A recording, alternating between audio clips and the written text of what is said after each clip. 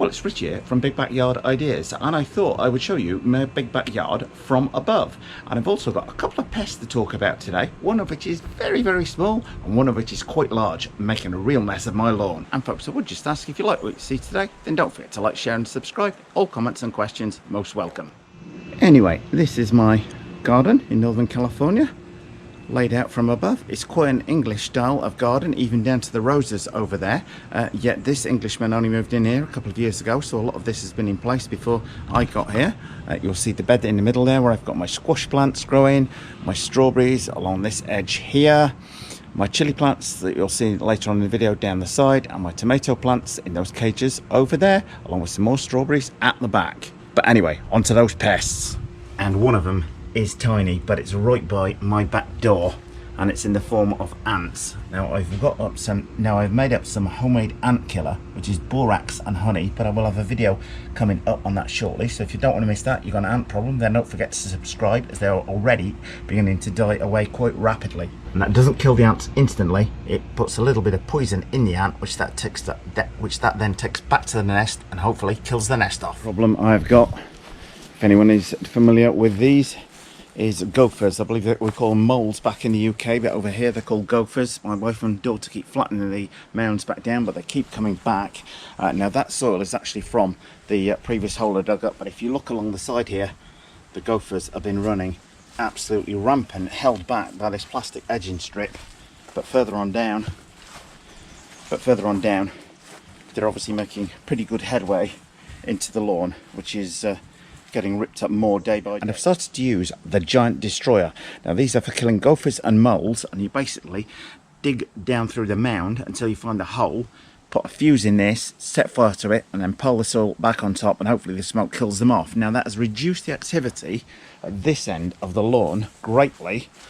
That's semi-fresh, but down at this end I've seen a dramatic increase overnight. So maybe the smoke bomb worked and drove them down this end of the garden, because particularly a lot of this looks fresh, and that looks that net close to the surface. I'm thinking the burrow could potentially be just under there. So I'm going to use another one of the giant destroyers to see if we can get rid of the pesky little critters, but you can have families of up to 5. Anyway, back to the main garden, as I've got a separate video coming up on the giant destroyers. And I have bought a few more zucchini plants and one eggplant. Now I'm going to plant them in these tubs for the minute. Now you might be thinking that's the wrong place to plant them there, Richie. Let me explain my logic to it. And that when I've planted these plants in the bed, the larger ones have done fine, but the smaller ones have immediately been attacked and eaten away to nothing. So what I'm going to do to get some larger plants to replant in here, that's because I'm going to take my zucchini plants, plant them in these tubs, not grow them to full size because they obviously need to be out on the ground,